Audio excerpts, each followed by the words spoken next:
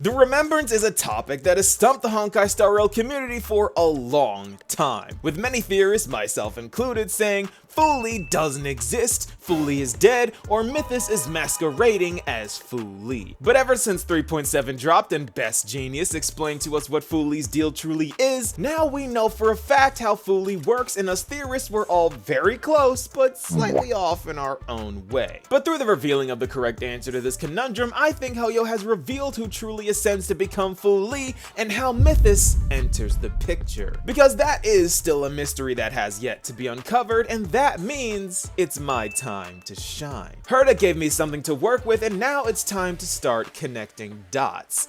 Yes, this video is my attempt to put an end to this debate once and for all. And though this veil of Memoria is thick and obscuring all in sight, I think that I can identify that Fuli and Mythus share the same face. And I know this may sound like a crack theory, but I promise you that everything is grounded in facts, and my chain of logic is in fact linked. So strap in and become my guest on this journey into the sea of oblivion. Because this is the true identity of Fuli revealed. Okay, so before we get started, on this channel I made a series explaining how Aeons work, how they ascended, and what they do called Aeons Explained. But I made the mistake of giving Fuli an entry before patch 3.7, so allow me to set the record straight.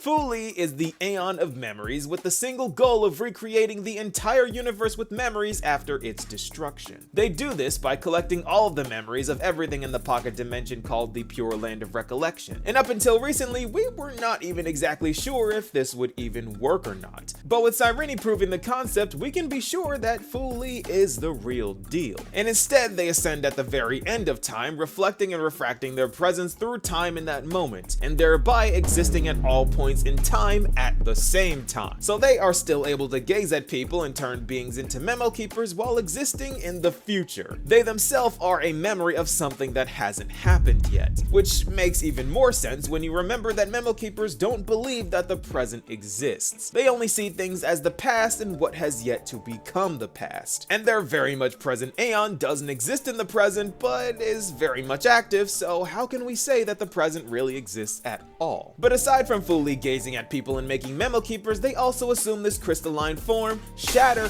and create pure children of Anasrava, emanators that all have the potential to ascend to Aeonhood and become Fuli. But only one will, and that is where time ends and Fuli resets everything. And this is a cool little detail about Fuli shattering and creating children, because speaking from a scientific standpoint, what Fuli is doing is called multipolar mitosis, an abnormal process where cells form multiple copies of themselves within themselves because the chromosomes are pushed into more than two poles, or they just form more than two nuclei. So when the cell splits, more than two copies are created, and the resulting cells are called daughter cells. So it makes sense why all of Fuli's kids are female and look similar. They all share the same DNA and are different copies of the same being. But while this kills the original cell, Fuli gets away with it because, well, they aren't really there to begin with. But when they do ascend into existence, they instantly reset everything, which is weird. So to be honest, we have no clue how many times Fuli has done this, and it is very possible that Fuli has reset the universe before with no one remembering it. And if Fuli resets everything back to zero every time they ascend, the universe itself is in a time loop and is going through cycles of Fuli's eternal recurrence. A prospect that becomes even more suspicious when you remember that Lygus calls Emphorius a microcosm of the cosmos.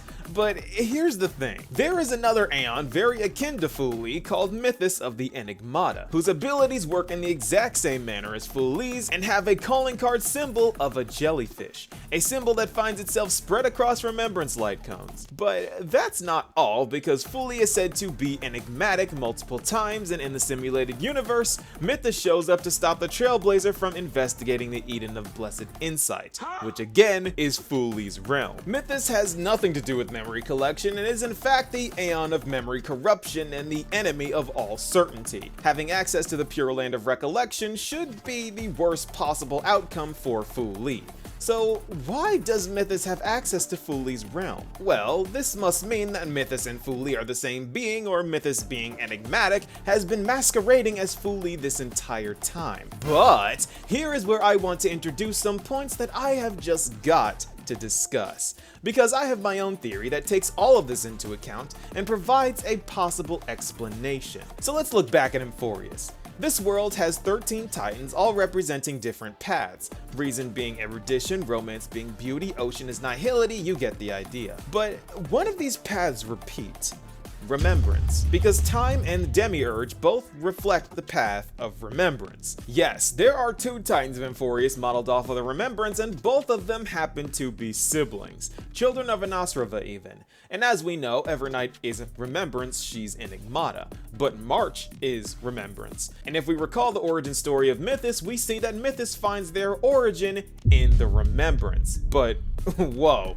How is this possible? Well, it just so happens that every pure child of Anosrava has the ability to break Memo Keeper rules unpunished, so they are free to do whatever they want with their literal Aeon-given power. And this may sound crazy, but I think that this is enough evidence to say that March ascends into Fuli and Evernight ascends into Mythus. Yes, I am saying that Fuli and Mythus are twins, and this makes perfect sense. Let me explain. We know that Cyrene will not ascend into Fuli. She says herself that she has given up on gods and has already refused the prospect of becoming Fuli once. So I think that we can shut down that possibility. However, through Cyrene being spoken to by Fuli, we can learn something incredibly fascinating. Because this wasn't just Fuli talking. This was Mythus speaking as well. You, I, weren't once progeny of deities cast fallen to the mortal realm for blessings, sins, the verses written erased by my hands were, shall be your, my remembrance, oblivion, and the Eden of blessed insight. Written, erased, remembrance, oblivion. We already know for a fact that oblivion means Enigmata, so we know that Fuli and Mythus are speaking as one here. And I think it's because they ascended from the same person split into 2 different individuals, March 7th and Evernight. Because in order for March and Evernight to ascend into different Aeons, they would have to be 2 different individuals, which as of right now, they aren't. However, I can say with almost absolute certainty that they will be split into 2 different beings by the end of this story. It may take years, but this will happen. Why?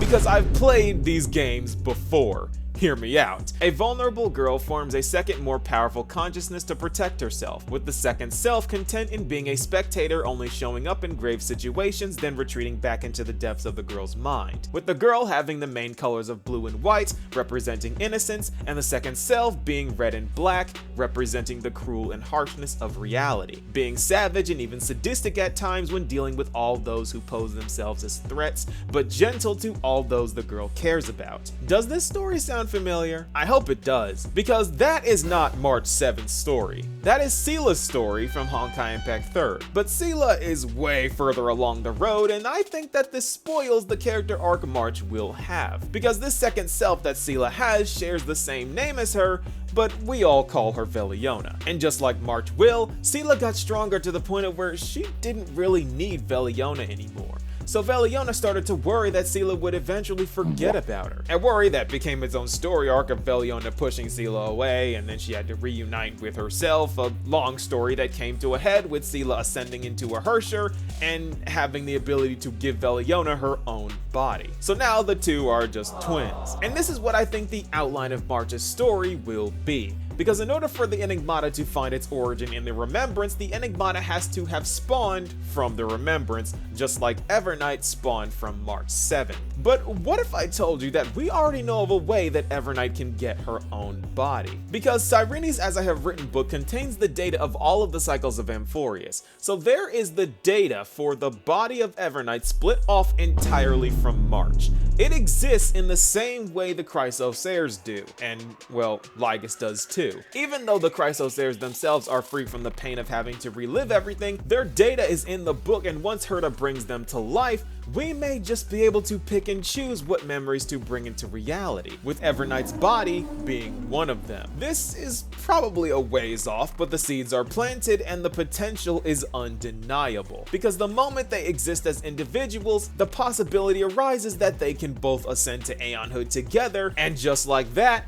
we've got twin Aeons. There isn't 2 Fulis. Fuli just has an overprotective twin that is way more aggressive. Behavior that when you look back at the simulated universe event, makes much more sense now. Because of course, if Evernight is Mythus, she would have access to the Pure Lands and keep intruders from invading March's memory zone. The two are so intertwined because they are not only siblings, but they are twins. Because March has the DNA to ascend into Fuli, but because Evernight's body would be created artificially, she would still ascend, but into a different Aeon. A fake Fuli. Mythus, having all the abilities of Fuli, but having totally different behavior. Thus Mythus rising from Remembrance because Evernight is a creation of March's consciousness. And as children of Anosrava, they both have what it takes to become Aeons with control over memories, memoria, and dreams. But I'm not going to stop there. We can still go further, because we just got crumbs of the possibility that the Trailblazer is Akavili, which suggests that we know why the Remembrance and Trailblaze are so close now. But remember when I said earlier that there is a possibility that Fuli is currently putting the universe through cycles? Well, just like Amphorius, the microcosm of the cosmos, the demigods become the titans at the end of the cycle, and demigods are pretty much the titans' emanators. And as a High Elder Vidyadhara, Danhung is as close to a permanence emanator as we are probably going to get. March is already a confirmed emanator, with the Trailblazer probably being Akavili, so these emanators becoming Aeons at the end of time really line up with the foreshadowing here. And I already said long ago that Herta could just replace Noose, and everything hinges on Evernight and March becoming Mythus and Fuli. It just works too well to be happenstance. A child of Remembrance having a second Enigmata self that protects her just like the simulated Mythus kicked the Trailblazer out of the Eden of Blessed Insight? Personally, I don't believe in coincidences, nor do I think that this foreshadowing will simply fade away. Evernight becoming her own person is like Raiden Bolson Mori May being tied to Origin. It just has to happen. It's like a canon event of the Hoyoverse. And even though this would mean March would be more Sela than Sela, I would argue she already is. And if we look at what Mythus says, I wasn't once the progeny of deities fallen to the mortal realm for my sins, because if Evernight is created from the memories in As I Have Written, she isn't really from Fuli anymore. She is a copy of Fuli. Then Mythus says, the verses erased by my hand shall be my oblivion in the Eden of Blessed Insight. These verses erased is Evernight erasing the memories March has of being a child of Anosrava. She has already erased the memories before. But on the contrary, Fuli is saying that she was the progeny of deities akin to Cyrene, and what Cyrene has written will be her remembrance, because March will remain a pure child of Anosrava collecting memories, and Evernight being a copy of March won't necessarily be pure. But considering that she hates memo keepers, she is probably happy with that. So we don't have complete confirmation, but I am seeing the signs and they all point a suspicious finger at these two characters. I've said it before and I'll say it again, there is a reason why March 7th is the cover character of the game. She is hiding an incredible secret, and it's that she's an Aeon. Because this is the true identity of Fuli revealed. As of right now, I am entirely convinced that March will be Fuli and Evernight will be Mythus. The way these two Aeons seem just too close just feels too intentional to me. Seriously, what are the odds of another child of Anosrava ascending to Aeonhood with another Enigmata-coded twin? It has to be March and Evernight. It might not have been them last cycle, but this timeline, I think it will be. We learned so much about the Remembrance in the story, and I can't wait to learn more about other Aeons in the future, including Aha's allegedly copying of Noose. But if you want my opinion, I think Aha was watching and probably laughing, but suggesting that Herta got fooled into translating for Aha instead of Noose is just out of the question for me. Maybe I'll make a video on that later. What do you guys think? Be sure to let me know, and I'll see you all in the next video. Peace, y'all.